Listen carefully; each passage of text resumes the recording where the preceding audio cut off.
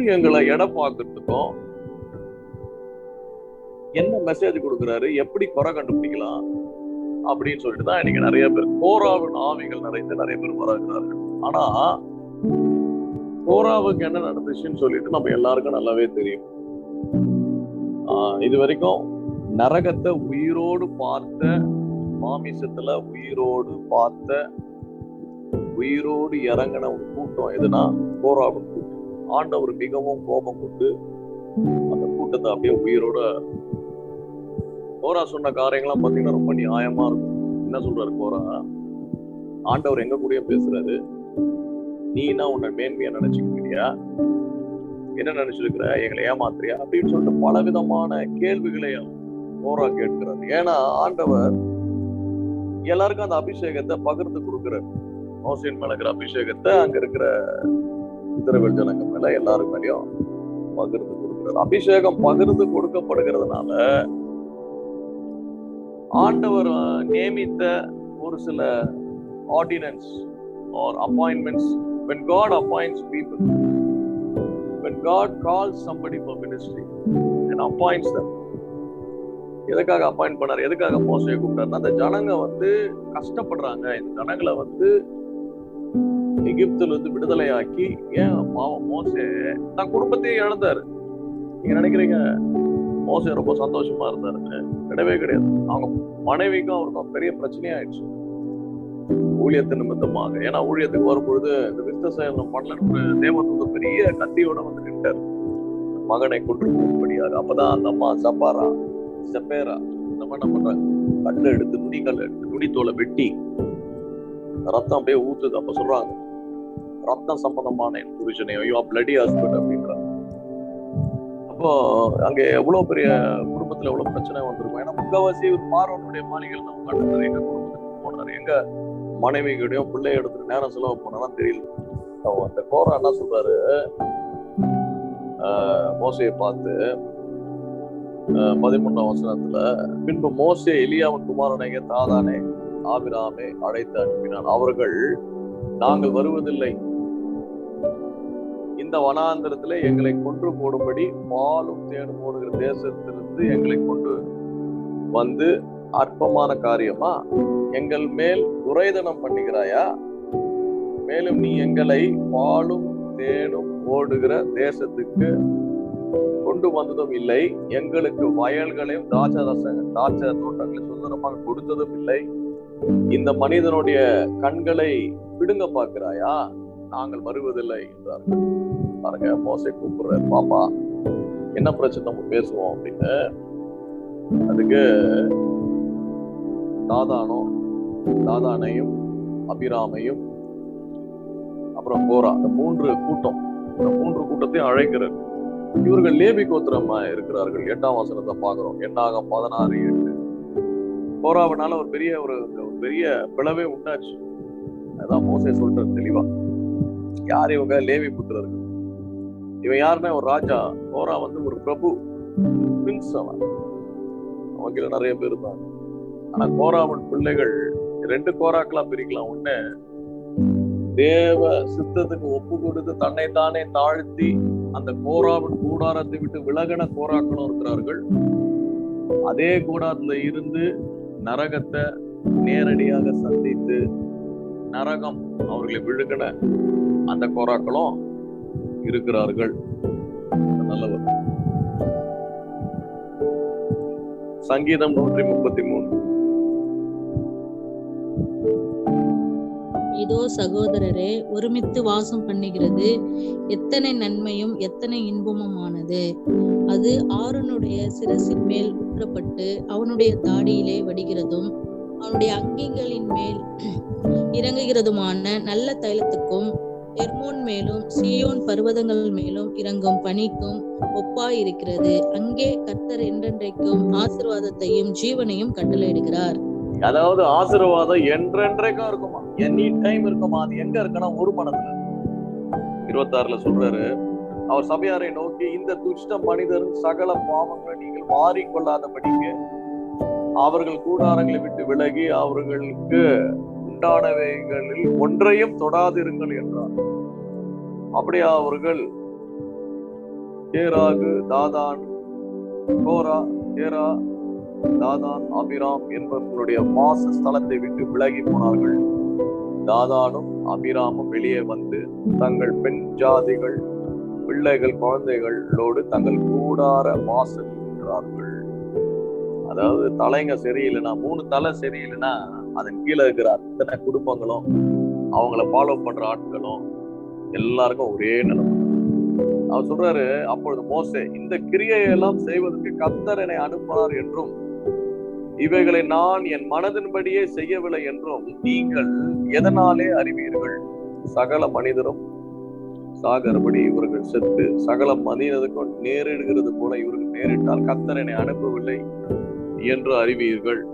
கர்த்தர் ஒரு புதிய காரியத்தை நேரிட செய்தால் பூமி தன் வாயை திறந்து இவர்கள் உயிரோட பாதாளத்தில் இறங்கத்தக்கதாக இவர்களையும் இவர்களுக்கு உண்டான யாவையும் விழுங்கி போட்டதனால் அந்த மனிதர் கர்த்தர் அவமதித்தார் என்பதை கர்த்தர் அவமதித்தார். இன்னைக்கு நான் சொல்றேன், கர்த்தர் இன்னைக்கு நிறைய பேர் அவமதிக்கிறது தெரியுமா?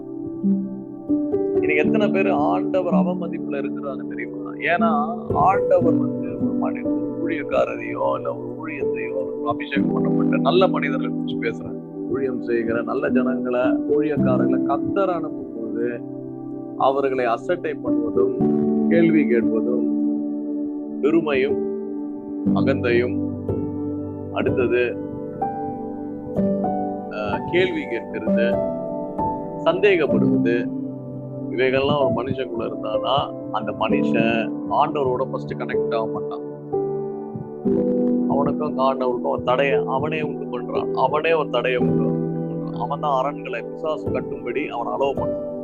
இந்த அரண்கள் தான் மேட்டுமையான எண்ணங்கள். அந்த எண்ணங்கள் எது? அது எப்படி நடக்கும்? ஏன் நடக்கல?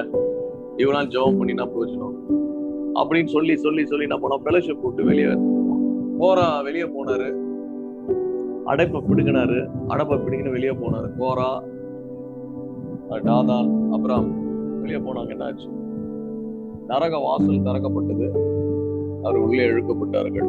இன்றைக்கு எத்தனையோ குடும்பங்கள் தாங்கள் ரொம்ப நல்லவர்கள் நினைத்து கொண்டு எல்லாரையும் குறை சொல்லிக்கிட்டு, ஊழியக்காரங்களை குறை சொல்லிக்கிட்டு, ஊழியங்களை சந்தேகப்படுத்திக்கிட்டு எங்கேயுமே போவாம இந்த மாதிரி இருக்கிற குடும்பம் எப்படி நன்மையை காணும்? எப்படி நன்மையை பார்ப்பீர்கள்? இன்னைக்கு நீங்க போய் கொண்டிருக்கிற சூழ்நிலைகள் நிமித்தமா ஏன் சந்தேகம்? நடக்குமா? அது நடக்குமா? இது உண்மையா? அது உண்மையா? இவர் சொல்றது உண்மையா? நல்ல விஷயம் சொல்லுவோம், நீ நல்லா இருக்க போறப்பா ஆண்டவன் ஆசீர்வதிக்க போறோம், அது ஒரு சந்தேகம். அது எப்படியாது? அது நடக்குமா? இவர் சும்மா போய் சொல்றது போல. என்ன நல்லா இருக்குன்னு சொல்றது கூட ஜனங்களால ஏற்றுக்கொள்ள முடியல. அந்த அளவு people are corrupt. They don't want even உன் புள்ள நல்லா இருக்குன்னு சொன்னா அதனால நம்ப முடியல. உன் பிள்ளைக்கு ஒரு நல்ல திருமணம் ஆகும், ஆண்டவர் நல்லா ஆசீர்வதிப்பார். They cannot believe that. அதை அழுதுட்டு இருப்பாங்க. நல்ல விஷயம் சொன்னா கூட சந்தேகப்படுறது. இது நடக்குமா பிரதர்? நடக்குமா பிரதர்? அவர் சொல்றது உங்களுக்கு எதாவது வந்துச்சா? கேள்வி கேட்கறது, இவங்களுக்கு போன் பண்றது, அவங்களுக்கு போன் பண்ணி கேட்கறது. இஸ்ரவேல் ஜனங்க கானான் தேசத்துக்கு போறதுக்கு முன்பாக முறுமுறுத்து அழுதார்கள். ஆண்டவரை கானான் தேசம் கொண்டு போனதான் அவர் வாக்குத்தத்தம் கொடுத்தாரு மோசே மூலியமா. அந்த தலைமுறைக்கு தான் கொடுத்தாரு, 2வது தலைமுறைக்கு கொடுக்கல. நான் கொண்டு செல்வேன் தான் சொன்னாரு. ஆனா அவங்க முறுமுறுத்து என்ன சொல்றாங்க? அதெல்லாம் நடக்காது, அது எப்படி நடக்கும், அது சரியில்லை, இது சரியில்லை, அங்க ராட்சசர் இருக்காங்க, இவர் சும்மா நம்மளை ஏமாத்தி கொண்டு வந்துட்டாரு மோசே. அதே ஆவிதான் இன்னைக்கும் சபைகள்லயும் ஃபெலோஷிப்லயும் நம்ம ஃபெலோஷிப்லயும் கிரியேட் பண்ணிட்டு அந்த ஆவி அது எங்க இருந்தாலும் அதோட தலை, அந்த சர்ப்பத்து தலையும் அந்த தேலையும் நசுக்கிதான் போடணும், வேற வழிகிடா. இது வந்து விஷம், இது பரப்பும். நீங்க ஜனங்களுக்கு முரண்பாடுகள் பிரச்சனை இன்னைக்கு எங்க இருக்குன்னா, ஒரு மனுஷனுக்கும் பிரச்சனை அவனுடைய இருதயத்துல தான் இருக்கு. ஆண்டவர் மேல வைத்திருக்கிற நம்பிக்கையில தான் இருக்கு. அவங்க கேட்கிற சத்தியத்துலதான் இருக்கு. இன்னைக்கு நிறைய சபைகள்ல தவறான சத்தியங்களை be committed, be of one mind, ஒரு மனதா இருங்க, ஒரே இதுல இருங்க. ஒரு வசனம் சொல்லும் போது அந்த வசனத்துல ஒன்னா இணையுங்க. சந்தேகப்படுறது, கேள்வி கேட்கறது. பாருங்க, கர்த்தர் ஒரு புதிய காரியத்தை நேரிட செய்வான். பூமி தன் வாயை திறந்து அவர்கள் உயிரோடு பாதாளத்துக்கு இறங்கத்தக்கதாக அவர்களையும் அவர்களுக்கு உண்டான யாவையும் விழுங்கி போடத்தக்கதாய இந்த மனிதர் கர்த்தரை அவமதித்தார் என்பதை அறிந்து கொள்வார்கள். இன்னைக்கு நிறைய பேர் கர்த்தரை அவமதிச்சுட்டு இருக்காங்க. எதனால அவமதிக்கிறாங்கன்னா, ஆண்டவர் கொடுத்த நல்ல போதகர்கள், ஆண்டவர் கொடுத்த நல்ல சபைகள், ஆண்டவர் கொடுத்த நல்ல வார்த்தைகள், கண்டிக்கிற காரியங்கள், இதெல்லாம் ஏற்றுக்கொள்ளாம நாங்க இப்படிதான் இருப்போம், நீ யார் எனக்கு சொல்றது, எல்லாம் அவங்க பேரை பழி போட்டுருது அவங்க மேல எல்லாத்துக்கும். இவங்க ரொம்ப நல்லவங்க மாதிரியும், அவங்கதான் சொல்லிதான் இவங்க தப்பு பண்ண, இவங்க இதை பண்ற மாதிரியும் அவங்க மேல பழிய போட்டு எஸ்கேப் ஆகுது. யாருக்கு எதிர்த்து நிக்கிற? யாருக்கு எதிர்த்து? உன் வாழ்க்கையில நல்லது செய்கிறது பிதாவிடத்திலிருந்து எல்லா விதமான நன்மையான ஈவுகளும் பூரணமான எல்லா வித ஈவுகளும் நன்மையான காரியங்களும் பிதாவிடத்திலிருந்து இறங்கி எதிர்த்து நிற்கும் போது நீ உனக்கும் பிள்ளைகளுக்கும் வர வேண்டிய நல்ல காரியங்களே நீயே எதிர்த்து நிக்கிற, நீயே வாயால சொல்லிடுற, நீயே எதிர்த்து நின்றுக்கிற.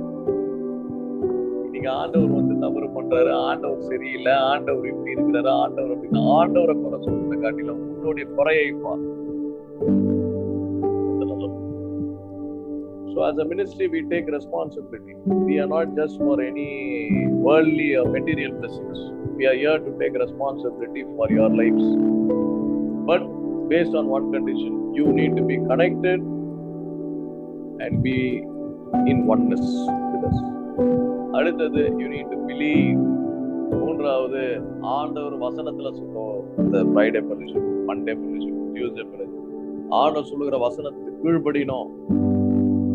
இவைகள் எல்லாம் இல்லை என்றால் வெறும் இது ஒரு இன்னொரு மீட்டிங் மாதிரியும். பீலியாவன் ஆவி என்ன பண்ண தெரியுமா? சபிக்க பார்க்கும். சபிக்க முடியாது, ஏன்னா ஆண்டவர் யாருக்கு ஆசை வச்சுக்கிறேன். ஆனா பீலியாவின் ஆவி என்ன தப்பு பண்ணோம்? ராஜா, மோவாப் ராஜா கூட பிளான் பண்ணி மோவாப் ராஜாவில் இருக்கிற அந்த பிரின்சஸ் அவங்கள அனுப்பி உள்ள இந்த அழகான பொண்ணுங்களை உள்ள அனுப்பிச்சு இஸ்ரவேல் ஜனங்க தீட்டு கொடுத்தபடி அங்க இருக்கிற ஆண்களோட தவறான காரியங்களை செய்யும் பொழுது சபிக்கவே தேவையில்ல. அவன் ஆட்டோமேட்டிக்கா சாபம் ஸ்வைப் பண்ண ஆரம்பிச்சு. எத்தனையோ 1000 பேர், 33,000 பேர், அத்தனை பேர் இறந்தாங்க. ஏன்னா அங்க இருக்கிற ஒரு மூவ்மெண்ட் என்ன பண்றான், அந்த பெண்ணோடு தவறான உறவு, அந்த டென்ட்ல போய் தப்பான ஒரு காரியத்தை செய்யும் போதுதான் பிணைக்காசு என்ன பண்ற, ஈட்டி எடுத்து குத்தி 2 பேரையும் சாவடிக்கும் போதுதான் அந்த வாதை நின்றது. லீடர்ஸ் செய்யற தப்புனால வாதை எல்லாரையும் அடிக்குது, எல்லாரையும் அடிச்சுட்டு வருது. ஆணு பெண்ணு எதையும் பார்க்கல, குழந்தைய கூட பார்க்கல. நீ ஒழுங்கா ஜெபம் பண்றியா? நீ பரிசுத்தமா வாழ்றியா? வசனத்துக்கு ஒப்பு கொடுக்குறியா? வாழ்க்கையில 1000 குறை வச்சு நீ மற்றவங்க பார்த்துக்க. ரெண்டாவது, உனக்கு கொடுக்கப்பட்ட ஊழியத்துக்கும் ஆண்டவர் உனக்கு ஏற்ற ஒரு மெய்ப்பட ஆண்டவர் கட்டளை எடுக்கும் பொழுது, ஆண்டவர் கொடுக்கிற காரியத்தை நீ அசட்டை பண்ணும்போது, அவங்க சொல்லுகிற வார்த்தைகளை கேட்காத போது, நீ அவங்களையே நீ வச்சு கேம் விளையாடும் போது உன் வாழ்க்கை கேமா தான் மாறும். எப்ப சொல்றேன், very big game. Make use of the ministry, make use of these our gifts. ஊழியக்காரங்களாம் ஆட நம்ம கொடுக்குற வரங்கள், அந்த வரங்களை நம்ம என்ன பண்ணணும், திறந்து பார்க்கணும், அபியாசிக்கணும், பயன்படுத்தணும். கேள்வி கேட்கறது, சந்தேகப்படுறது இருந்துச்சுன்னா ஒண்ணுமே கிடைக்காது, ஒன்றும் கிடைக்காது, 0 தான். பணம் எவ்வளவு நாள் இருக்கும் உங்ககிட்ட? இன்னைக்கு பணம் உங்ககிட்ட இருக்கும், நாளைக்கு என்கிட்ட இருக்கும், என்கிட்ட நாளைக்கு இருக்கு, நாளைக்கு வேற யாருக்கிட்ட. பணம் பிசாசு. ஆனா ஆண்டவர் கொடுத்தாருன்னா அது அந்த ஆசீர்வாதம் என்றென்றைக்கும், இந்த ஒரு மனத்துல இருக்கிற என்றென்றைக்கும் இருக்க ஆசீர்வாதம் நமக்கு ரொம்ப ரொம்ப தேவை.